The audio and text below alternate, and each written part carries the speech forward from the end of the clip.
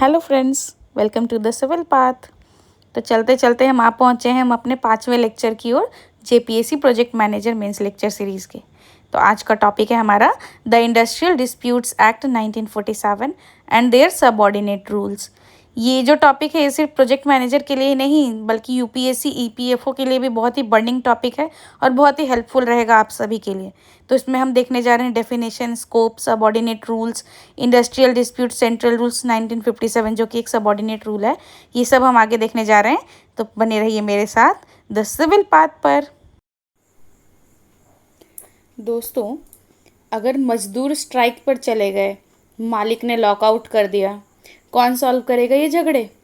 यही बताता है हमारा इंडस्ट्रियल डिस्प्यूट एक्ट 1947, जिसको अभी हम डिटेल में पढ़ने जा रहे हैं। ले ऑफ हो या रिट्रेंचमेंट, सबका कानूनी रास्ता यहीं से निकलता है।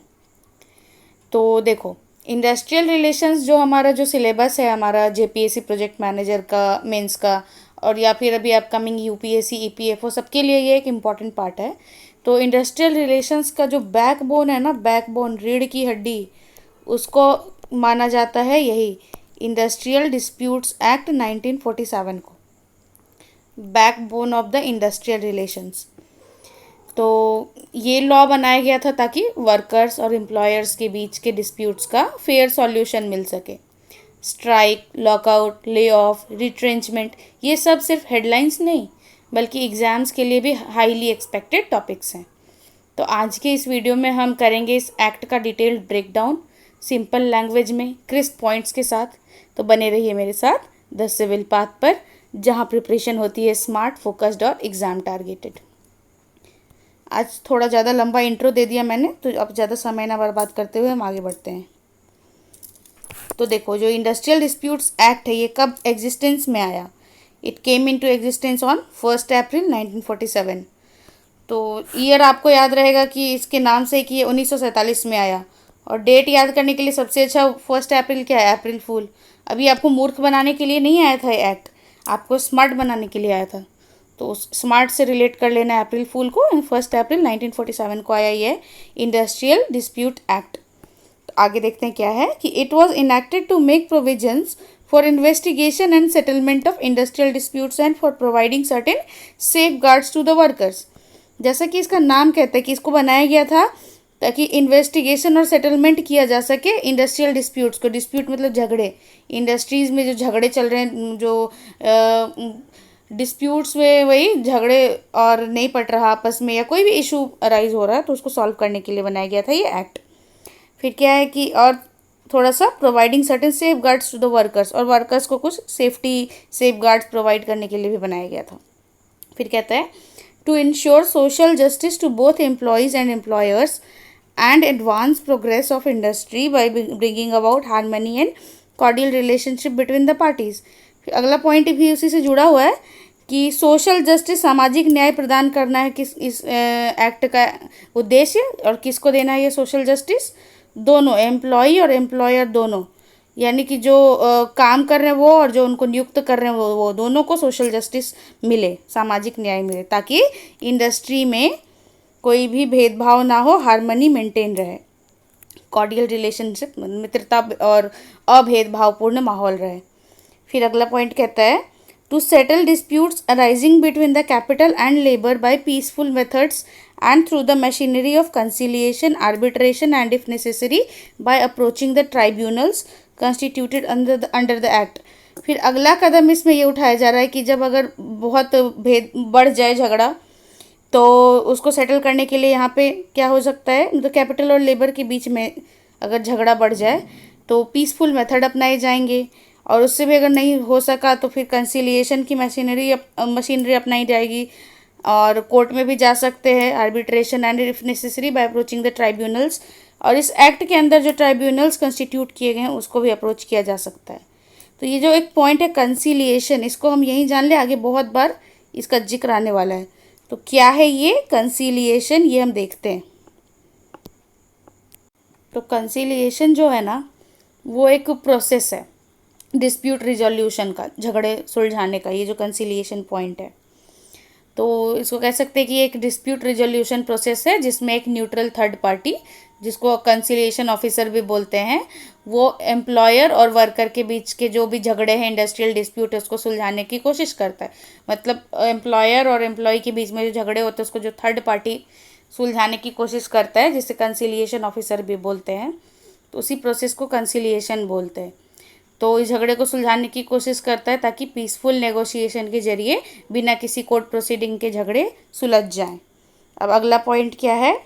If disputes are not settled it would result in strikes और लॉकआउट्स एंड इंटायर, यहाँ पे इंटेल लिख दिया मैंने, entire dislocation of work essential to the life of the community. तो कह रहे हैं कि अगर डिस्प्यूट सेटल नहीं हो पाए, झगड़े ना से मतभेद अगर नहीं सेटल हो पाए, फिर अगला रिजल्ट क्या होगा कि स्ट्राइक्स कर देंगे वर्कर्स या लॉकआउट हो जाए वो इंडस्ट्री, और पूरा का पूरा जो कार्यभार का ढांचा है वो पूरा ध्वस्त हो जाए। तो ये स्ट्राइक्स और लॉकआउट्स के आगे डेफिनेशन हमने लिख रखे हैं, देखेंगे। फिर क्या है कि अगला पॉइंट की to promote measures for securing and preserving amity and good relations between the employer and workman. तो ये क्या काम करता है कि एक्ट की वो वैसे मेजर्स को प्रमोट करता है, वैसे मेजर्स को प्रमोट करता है ये एक्ट जो कि जो एम्प्लॉयर और वर्कमैन है उनके बीच में एमिटी और गुड रिलेशंस को मेंटेन रखता है। एमिटी इस शब्द का मीनिंग हो गया मित्रता या सौहार्द। आगे है to prevent illegal strikes and lockouts. तो ये इंडस्ट्रियल डिस्प्यूट एक्ट इस बात पे भी ध्यान देता है कि इलीगल गैर कानूनी स्ट्राइक्स और लॉकआउट्स ना हो, क्योंकि इसमें ऑपोजिट पार्टी के हितों की अवहेलना की जाती है। आगे देखो, to provide compensation to workman in cases of lay offs, retrenchments and closure. तो अगर ले ऑफ हो जाता है, रिट्रेंचमेंट हो जाता है या फिर क्लोजर हो जाती है, तो जो कंपनसेशन बनता है वो सही वो वर्कमैन को प्रोवाइड कराने के लिए भी इंडस्ट्रियल डिस्प्यूट एक्ट में ही प्रावधान है। तो ये जो शब्द रिट्रेंचमेंट बार बार आ रहा है, इसका मीनिंग सिंपल यही हुआ कि जब एम्प्लॉयर किसी वर्कर को परमानेंटली हटा देता है, टर्मिनेट कर देता है बिना किसी पनिशमेंट के, कोई पनिशमेंट दिए बिना सीधा हटा देता है, तो वो हो गया रिट्रेंचमेंट। और ये ले ऑफ क्या हुआ, इन दोनों में जो डिफरेंस है, तो ले ऑफ का मीनिंग हो गया कि जब एम्प्लॉयर टेम्परेरी बेसिस पर वर्कर्स को काम नहीं दे पाता due to problems like raw material की कमी, मशीनरी ख़राब हो जाए या पावर कट, तो वो समय जब टेम्परेरी बेसिस पे काम नहीं दे पा रहा है एम्प्लॉयर, तो उसको कहते हैं ले ऑफ कर देना। और क्लोजर में तो पूरा बंद हो जाना। आगे देखो, to protect workman against victimisation by the employer and to ensure termination of industrial dispute in a peaceful manner. तो ये जो इंडस्ट्रियल डिस्प्यूट एक्ट है ये एक और सुविधा देता है कि जो एम्प्लॉयर है वो क्या है कि वो विक्टिम रोल ना प्ले कर दे वर्कमैन के खिलाफ। To protect workman against victimisation by the employer victimisation ना कर दे वर्कमैन का, और इंश्योर क्या करता है कि टर्मिनेशन ऑफ इंडस्ट्रियल डिस्प्यूट, जो भी वाद विवाद चल रहा है उसको शांतिपूर्ण तरीके से टर्मिनेट ख़त्म करने की कोशिश करता है। और लास्ट पॉइंट है हमारा टू प्रमोट कलेक्टिव बार्गेनिंग। है तो ये छोटा सा टर्म कलेक्टिव बार्गेनिंग, लेकिन ये बहुत ही इंपॉर्टेंट टर्म है हमारे जेपीएससी प्रोजेक्ट मैनेजर के लिए भी और यूपीएससी ईपीएफओ के लिए भी। तो क्या है ये कलेक्टिव बार्गेनिंग? तो इसको हम सिंपल शब्दों में कह सकते हैं कि कलेक्टिव बार्गेनिंग एक प्रोसेस है जिसमें वर्कर्स जो हैं थ्रू देयर ट्रेड यूनियन का नाम सुनते होगे ना, तो वर्कर्स के जो अपने ट्रेड यूनियन होते हैं उनके, तो जो वर्कर हैं वो अपने ट्रेड यूनियन के थ्रू और एम्प्लॉयर के बीच नेगोशिएशन करते हैं। जब भी कोई वाद विवाद आया तो वर्कर सीधा बात नहीं करेगा जाकर एम्प्लॉयर के, तो उसका जो यूनियन है वो बात करेगा एम्प्लॉयर से। तो किस लिए, जैसे कुछ मुद्दे उठा लें जिस पे विवाद चलता है, जैसे कि बेटर वेजेस मतलब सैलरी बढ़ाने के लिए, वर्किंग कंडीशन सहूलियत, अपने वर्किंग कंडीशन में सहूलियत लाने के लिए, जॉब सिक्योरिटी के लिए, बोनस के लिए, छुट्टियों के लिए, किसी भी चीज़ के लिए जब बात करनी होती है, तो जब ये ट्रेड यूनियन जाके एम्प्लॉयर से बात करता है तो इसी प्रोसेस को हम कहते हैं कलेक्टिव बार्गेन करता है। और इसका एक गोल होता है कि एक म्यूचुअल अग्रीमेंट बनाना जिससे कलेक्टिव अग्रीमेंट या सेटलमेंट कहते हैं। तो एक साथ सबके लिए जब फ़ायदे की बात हो रही है तो हो गया ये टर्म कलेक्टिव, और बार्गेनिंग मतलब उन्होंने जो उनसे मांग हासिल किया तो यही कलेक्टिव एग्रीमेंट जो या सेटलमेंट हुआ उसी को हम कहेंगे कलेक्टिव बार्गेनिंग। अब अगला हम देखें स्कोप, इसका क्या क्या स्कोप है। तो क्या है कि the act provides for settlement of disputes और differences relating mainly to the issues mentioned under. तो ये जो नीचे जितने इश्यूज दे रखे हैं इसी के अंडर में जो इंडस्ट्रियल डिस्प्यूट्स एक्ट है वो प्रदान करता है सेटलमेंट प्रोसेस। तो क्या क्या है भाई स्कोप में, the legality of any order passed by the employer, employer अगर कोई ऑर्डर पास करता है तो वो लीगल है या नहीं ये देखता है। डिस्चार्ज और डिसमिसल ऑफ वर्कमैन इसको देखता है। Withdrawal of customary concessions and privileges, तो जो कंसेशन और प्रिविलेजेस मिलते हैं कस्टमर्स को अगर उसको हटा लिया जाता है उसको देखता है। टर्म्स ऑफ स्ट्राइक्स और लॉकआउट, स्ट्राइक और लॉकआउट जो चल रहे हैं कंपनी में उसको देखता है। Wages including period and mode of payment, तो जो सैलरी मिलते भत्ते मिलते हैं और किस तरीके से दिया जाता है, किस मोड से दिया जाता है, पेमेंट किया जाता है उसको देखता है। अलाउंसेस, ये हो गया वेजेस वेतन, अलाउंसेस भत्ते। और working hours and rest leaves with wages, और जो वर्किंग कितने घंटे काम कर रहे हैं वहाँ पे मजदूर उनको प्रॉपर आराम मिल रहा है या नहीं, छुट्टी लेने पे छुट्टी मिलती है या नहीं, और वेजेस मिल रहे हैं या नहीं, मजदूरी तो वो देखता है। Bonus, provident fund and gratuity, ये तीनों चीज़ें भी ज़रूरी होती हैं। जो लोग जॉब कर रहे होंगे चाहे वो गवर्नमेंट जॉब करें या फिर प्राइवेट, वो जान रहे होंगे चीज़ों को, बोनस, प्रोविडेंट फंड, पीएफ और ग्रेच्युटी क्या होती है। और फिर आगे शिफ्टिंग को देखते हैं कितने शिफ्ट में और कैसे काम लिया जा रहा है। ग्रेडिंग एंड क्लासिफिकेशंस करते हैं। डिसिप्लिन्स को देखते हैं। और rationalisation, retrenchment and closure of establishment, फिर वही रैशनलाइजेशन, रिट्रेंचमेंट और क्लोजर वाली तीनों टॉपिक्स को जो इस्टेब्लिशमेंट में होंगे मतलब उस कंपनी में होंगे उसको देखते हैं। तो ये था स्कोप इंडस्ट्रीज डिस्प्यूट्स एक्ट 1947 का। अब हम जो इम्पोर्टेंट डेफिनेशंस हैं इसके अंडर में उसको देखेंगे। पहला क्या है इंडस्ट्रियल डिस्प्यूट, ये तो पहले नाम से झगड़ा, इसको सेक्शन 2K में रखा गया है। अगर आप जब नोट मेकिंग करोगे और याद रहा तो एग्ज़ाम में अगर आप सेक्शंस लिख के आंसर राइटिंग करोगे तो आपको ज़रूर बोनस मार्क्स मिलेंगे दूसरे कैंडिडेट्स की तुलना में। सेक्शंस ज़रूर मेंशन करना। तो इंडस्ट्रियल डिस्प्यूट को किस सेक्शन में रखा गया है, सेक्शन 2K में।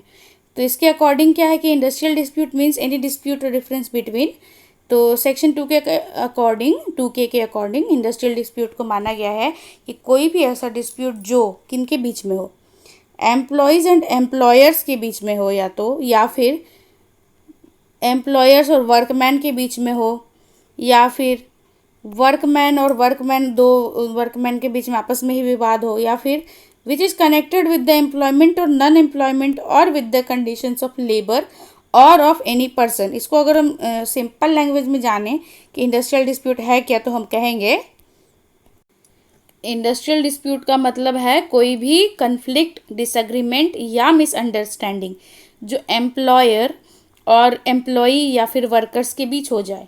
मोस्टली रिलेटेड टू ये जो जिस चीज़ से रिलेट करता है वो क्या हो, वेजेस को लेकर, वर्किंग कंडीशन को लेकर, जॉब सिक्योरिटी को लेकर, रिट्रेंचमेंट को लेकर या प्रमोशन को लेकर, या फिर एम्प्लॉयमेंट या जो नौकरी कर रहे हैं उनसे जुड़ी किसी भी बात को लेकर। तो और सिंपल अगर हम ब्रेक डाउन इसको करें तो हम कह सकते हैं कि ये जो इंडस्ट्रियल डिस्प्यूट है किसके बीच हुआ, एम्प्लॉयर और वर्कर्स के बीच। किस बात पे होगा, job, salary, promotion, retrenchment, leave, safety etcetera को लेकर। और क्यों ये इम्पॉर्टेंट है, इंडस्ट्रियल पीस और प्रोडक्टिविटी बनाने के लिए। तो यही था इंडस्ट्रियल डिस्प्यूट। अगला टॉपिक है हमारा इंडस्ट्री, इसको रखा गया सेक्शन 2J में और इसकी डिफिनेशन इधर ही दी गई है। तो सेक्शन 2J कहता है कि section 2J of the act defines industry as, industry means any business, trade, undertaking, manufacture or calling of employers and includes any calling, service, employment, handicraft और industrial occupation और vocation of workmen। इसको भी हम simple language में जानना चाहें तो क्या कहेंगे कि इंडस्ट्री का मतलब है कोई भी ऐसी एक्टिविटी जिसमें गुड्स बनाए जाते हैं, मतलब सामान बनाया जाता है, सर्विसेज प्रोवाइड की जाती हैं, सर्विस दी जाती है, या कोई भी सिस्टमेटिक बिजनेस वर्क होता है जिसमें एम्प्लॉय और वर्कर्स इन्वॉल्व होते हैं। इसका मेन पर्पस होता है प्रोडक्शन, सप्लाई या distribution of goods and services for human wants. तो क्या है कि ये जो डेफिनेशन दे रखा है वो है लीगल डेफिनेशन, और उसको मैंने सिंपल लेमैन टर्म में आपको डिफाइन कर दिया। अगला है वर्कमैन क्या है, तो इसको रखा गया सेक्शन 2S में। Section 2S says workman means any person including an apprentice या अप्रेंटिस बोल सकते हो, employed in any industry to do any manual, unskilled, skilled, technical, operational, clerical और सुपरवाइजरी वर्क फॉर हायर और reward, whether the terms of employment are expressed or implied, and for the purpose of any proceeding under this act in relation to an industrial dispute, includes any such persons who has been dismissed, discharged or retrenched in connection with or as a consequence of that dispute। बड़ा लंबा paragraph था, इसको भी हम simple layman language में समझेंगे, ठीक है। तो सेक्शन 2S के अकॉर्डिंग जो डेफिनेशन दी गई है वर्कमैन की, उसको हम अगर नॉर्मल लेमैन लैंग्वेज में समझे तो क्या है कि वर्कमैन का मतलब होता है कि कोई भी पर्सन जो किसी इंडस्ट्री में manual, unskilled, skilled, technical, operational, clerical या सुपरवाइजरी वर्क करता है सैलरी या वेजेस के बदले। तो अगर हम देखें कि किस तरह का काम करता है वर्कमैन, कोई भी मैनुअल, स्किल्ड, अनस्किल्ड, इधर लिखा है ना पूरा, manual, skilled, unskilled, technical, operational, clerical या सुपरवाइजरी। तो काम किस लिए करता है, एम्प्लॉयर के किसके लिए करता है, तो एम्प्लॉयर के अंडर सैलरी के बदले। और फिर अगर हम इसको एकदम सिंपल एग्जांपल देखें तो क्या है कि अगर किसी फैक्ट्री का कोई मशीन ऑपरेटर है तो वो हो गया वो वर्कमैन। टाइपिस्ट अगर काम कर रहा है ऑफिस में तो वो हो गया वर्कमैन। लेकिन अगर HR मैनेजर है, वो कोई क्लerical काम नहीं कर रहा है ना, तो HR मैनेजर को नहीं कहेंगे हम वर्कमैन। पुलिसमैन, कांस्टेबल है, वो भी वर्कमैन नहीं है। तो एक सिंपल लैंग्वेज में यही हमने समझा वर्कमैन क्या है। अगला डेफिनेशन क्या आता है, स्ट्राइक। तो स्ट्राइक को हम डिफाइन करते हैं, strike means a cessation of work by a body of persons employed in any industry acting in combination or a concerted refusal or a refusal under a common understanding of any number of persons who are or have been so employed to continue to work or to accept employment। मतलब क्या हुआ कि strike एक ऐसा collective action है, collective है ना, combination, collective action है जिसमें वर्कर्स अपनी सैलरी, वर्किंग कंडीशन, सेफ्टी या किसी और डिमांड के लिए काम करना बंद कर देते हैं, सेसेशन ऑफ वर्क। तो जब वर्कर्स मिलकर अपना काम रोकते हैं या रिफ्यूज करते हैं ताकि एम्प्लॉयर पर प्रेशर बन सके अपनी डिमांड्स मनवाने के लिए, तो उसे कहते हैं स्ट्राइक्स। तो इसके जो की एलिमेंट्स है उसको हम देखेंगे। क्या है, पहला cessation of work by workers, काम रोक देना वर्कर्स के द्वारा। डन इन कॉम्बिनेशन और अंडर अ कॉमन अंडरस्टैंडिंग, तो कंबाइन होके वर्कर्स ये काम करते, कोई अकेला नहीं करता स्ट्राइक, पूरे के पूरे एक साथ बैठ जाएंगे, काम छोड़ देंगे, ठप कर देंगे वर्कर्स, तब हो गया वो स्ट्राइक। मतलब डन इन कॉम्बिनेशन और अंडर अ कॉमन अंडरस्टैंडिंग, या किसी एक विषय पर सब एक साथ सहमत हो जाएंगे कि भैया हाँ हमारी सैलरी कम है, सैलरी बढ़नी चाहिए, तो इस पॉइंट को लेके सारे बैठ जाएंगे स्ट्राइक करके, काम बंद करके। Can be a refusal to work or refusal to accept employment, काम के लिए सीधा मना कर देना या फिर एम्प्लॉयमेंट, उस नौकरी के लिए भी सीधा मना कर देना। और must involve a group of employees not just an individual, जैसे बोला मैंने कि कोई एक इंसान नहीं कर सकता स्ट्राइक, या हमेशा ग्रुप ऑफ एम्प्लॉयज़ चाहिए, बहुत सारे लोग मिल के साथ में करेंगे तब होता है स्ट्राइक। अब इसमें टाइप्स ऑफ स्ट्राइक है वो फटाफट देख लेते हैं कितने तरह का होता है, जिसको लोग करते हैं bye practice, not in definition, definition में इंक्लूडेड नहीं है लेकिन ये प्रैक्टिस में है, चलता है। तो एक होता है जनरल स्ट्राइक, एक होता है टोकन स्ट्राइक, फिर sit down, pen down strike, go slow strike, sympathy strike, hunger strike, flash strike. इतने तरह के स्ट्राइक होते हैं, इस नाम को याद करके लिख देना आंसर में, ठीक है। अगला डेफिनेशन क्या है, लॉकआउट्स। तो लॉकआउट क्या है, as per section I, lockout means the temporary closing of a place of employment or the suspension of work or the refusal by an employer to continue to employ any number of persons employed by him। इसका यही मतलब निकला कि lockout एक employer का action होता है। Employer मतलब जिसने नौकरी दे रखी है, तो उसका ये एक्शन होता है जिसमें वो इंटेंशनली फैक्ट्री बंद कर देता है या वर्कर्स को काम करने नहीं देता, मोस्टली किसी डिस्प्यूट के रिस्पॉन्स में या उनकी डिमांड्स के अगेंस्ट प्रेशर बनाने के लिए। तो जब एम्प्लॉयर अपने फैक्ट्री या वर्क प्लेस को टेम्पररी बंद कर देता है या वर्कर्स को अंदर आने से मना कर देता है ताकि वर्कर्स पर प्रेशर बन सके, तो इसे लॉकआउट कहते हैं। ठीक है, तो the definition of lockouts has 3 ingredients.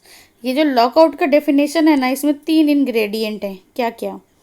There should be temporary closing of place और एम्प्लॉयमेंट, मतलब जहाँ पे जो चल रही है ये फैक्ट्री में काम चल रहा है, एम्प्लॉयमेंट चल रहा है, उसका टेम्पररी क्लोजिंग होना चाहिए, तब वो कहलाएगा लॉकआउट। और there should be suspension of work, या फिर काम बंद करा दिया गया तो, या फिर there should be refusal to continue to employ any number of persons employed by the employer, या फिर जो एम्प्लॉयर है ना वो एकदम मना कर दे कि refusal to continue to employ any number of person, कितने भी संख्या के लोग हों उनको वो एम्प्लॉयमेंट देने से मना कर दे जब एम्प्लॉयर, तो कहलाएगा लॉकआउट।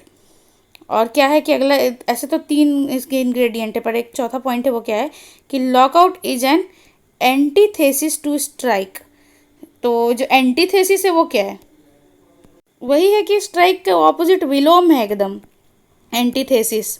तो जब स्ट्राइक करते हैं उसी का समझो मुंह तोड़ जवाब देने के लिए जो है वो एम्प्लॉयर कंपनी वो लगा देती है लॉकआउट, एक दूसरे का विरोध हुआ वो, या प्रतिक्रिया स्वरूप विरोध कह सकते हो। अब अगला पॉइंट क्या है?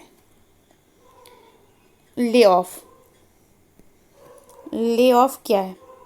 एज पर सेक्शन 2 के, ये याद रखना, lay off with its grammatical variations and cognate expressions means the failure, refusal or inability of an employer or account of shortage of coal, power or raw materials, or the accumulation of stocks, or the breakdown of machinery or natural calamity, or for any other connected reasons to give employment to a workman whose name is borne on the muster rolls of his industrial establishment and who has not been retrenched। ये तो था लंबा सा legal definition, इसको हम तोड़ तोड़ के अपने आम आदमी की जुबान में समझने की कोशिश करते हैं कि ले ऑफ क्या है। तो सेक्शन 2 के जो है इसके अकॉर्डिंग हम कह सकते हैं कि ले ऑफ क्या है कि जब एम्प्लॉयर टेम्पररीली अपने वर्कर्स को काम नहीं दे पाता किसी ऐसे रीजन से जो उसके कंट्रोल में नहीं होता, जैसे कि रॉ मटेरियल की कमी, power cut, machine breakdown, fire, natural calamity, तो उस सिचुएशन को हम ले ऑफ कहते हैं।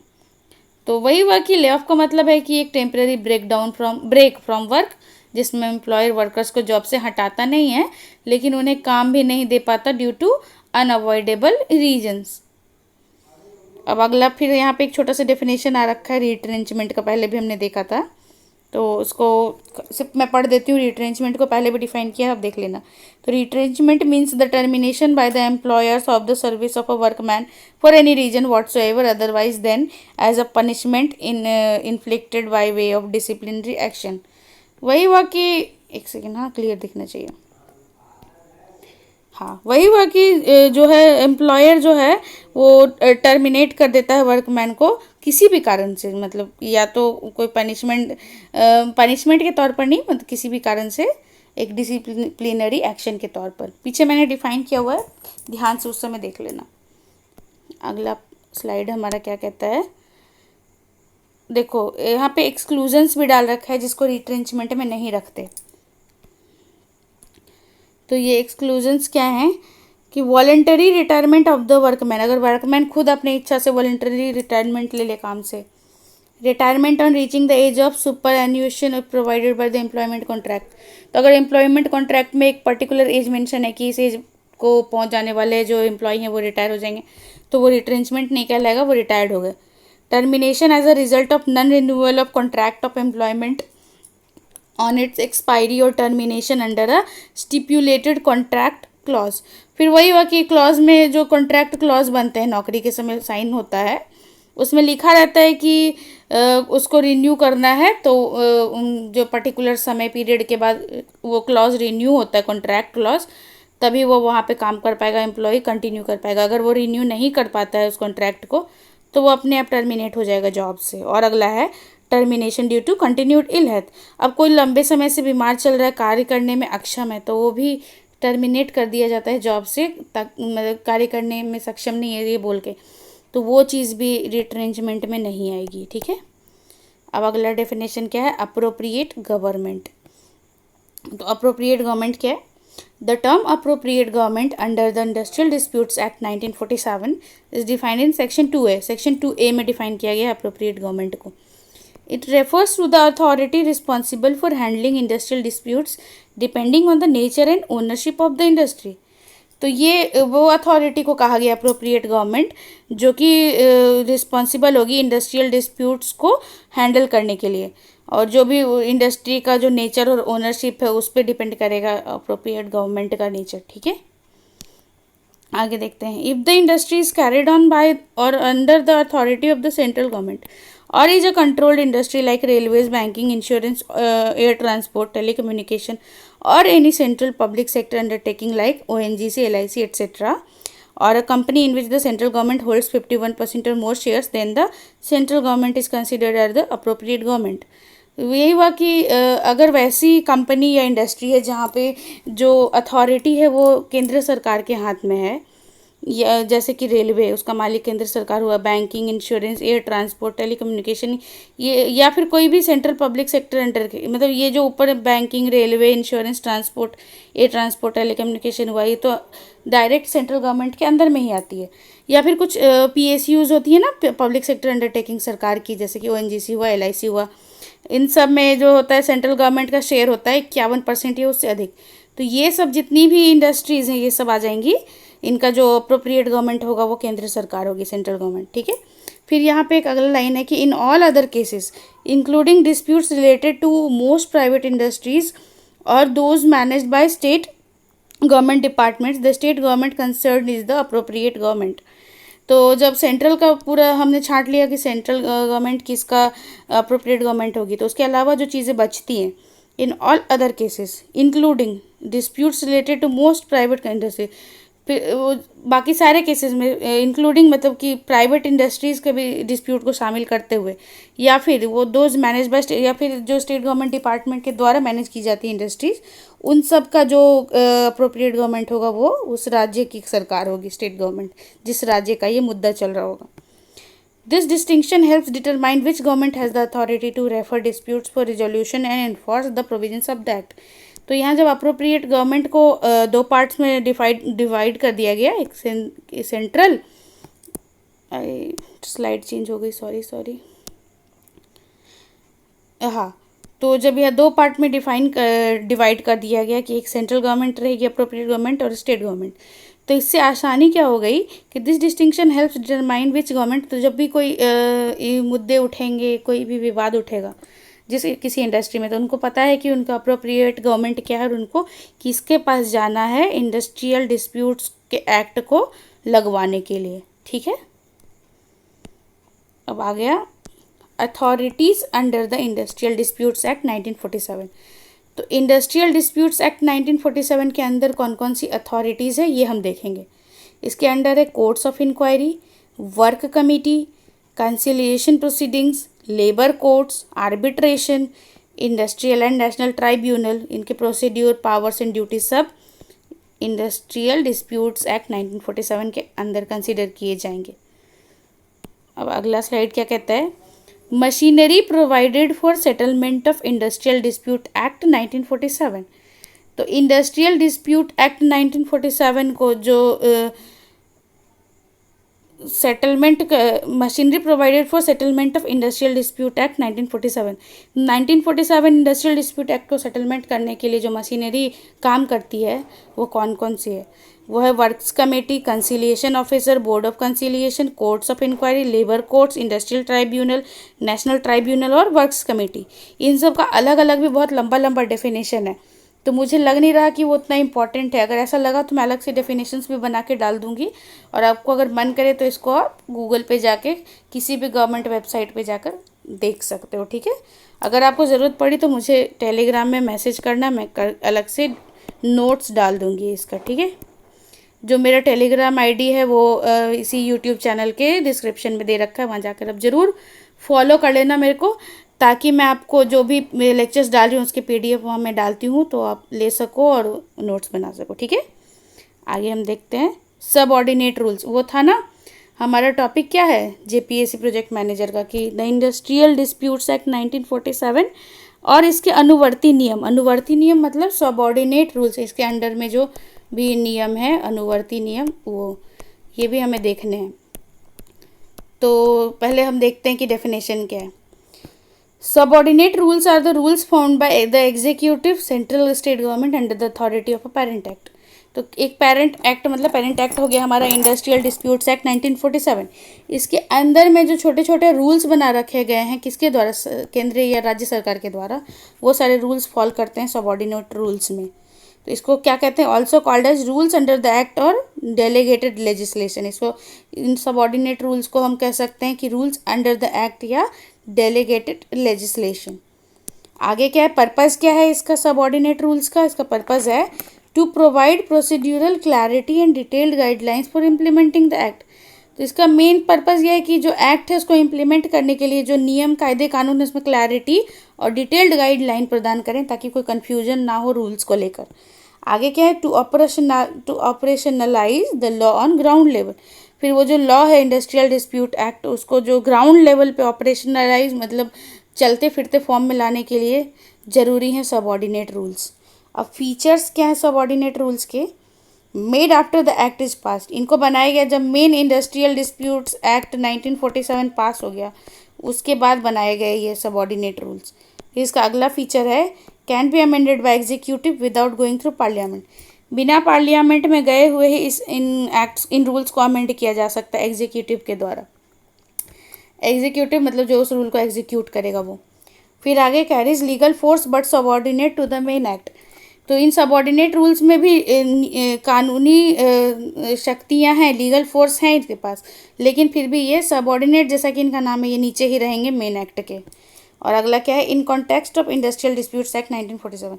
अब इन्हीं सबऑर्डिनेट रूल्स को क्या है कि अगर हम 1947 इंडस्ट्रियल डिस्प्यूट एक्ट के कॉन्टेक्स्ट में देखें तो क्या है सबऑर्डिनेट रूल्स, इसका क्या है कि provides broad framework on strikes, lay off, disputes, tribunals. तो जो इंडस्ट्रियल डिस्प्यूट्स एक्ट 1947 के जो सबऑर्डिनेट रूल्स हैं वो एकदम ब्रॉड फ्रेमवर्क प्रदान करते हैं किन चीज़ों पर, स्ट्राइक्स पे, ले ऑफ्स पे, डिस्प्यूट्स पे, ट्राइब्यूनल्स पे, इन चीज़ों पे, ठीक है।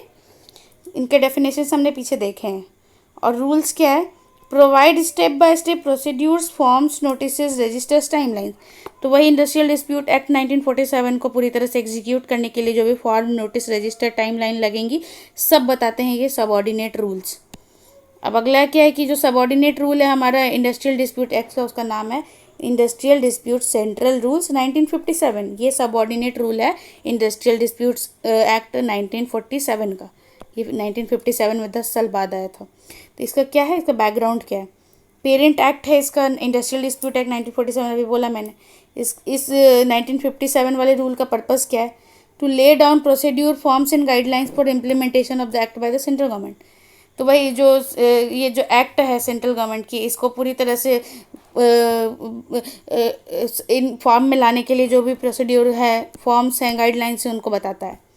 इसको किसके द्वारा इन्फोर्स किया जाता है, ministry of labour and employment, central government. तो केंद्र सरकार की जो मिनिस्ट्री है लेबर एंड एम्प्लॉयमेंट की, उसके द्वारा इन्फोर्स किया जाता है इसको। और किस किस पे अप्लाई होता है ये, industries and establishment under central government jurisdiction. तो भाई केंद्र सरकार के अंदर में जो जो इंडस्ट्रीज या फिर संस्थान हैं उन सब पर ये industrial dispute central rules 1957 apply करता है। इसके नाम में सेंट्रल लगा, केंद्र। फॉर एग्जांपल किस पे करता है ये, रेलवे पे, बैंकिंग कंपनीज पे, इंश्योरेंस कंपनी पे, सेंट्रल PSU जैसे ONGC, LIC वगैरह हुए। फिर mines, oil fields, air transport service, जिसमें भी सरकार का डायरेक्ट कंट्रोल हो या फिर 51 या उससे अधिक परसेंटेज का शेयर होल्ड करती हो केंद्र सरकार, उस पे ये रूल काम करेंगे। फिर क्या है कि why these rules were needed, in rules को की ज़रूरत क्यों पड़ी, जब पहले से ही इंडस्ट्रियल डिस्प्यूट एक्ट 1947 था तो सबऑर्डिनेट रूल लाने की ज़रूरत क्यों पड़ी, क्यों।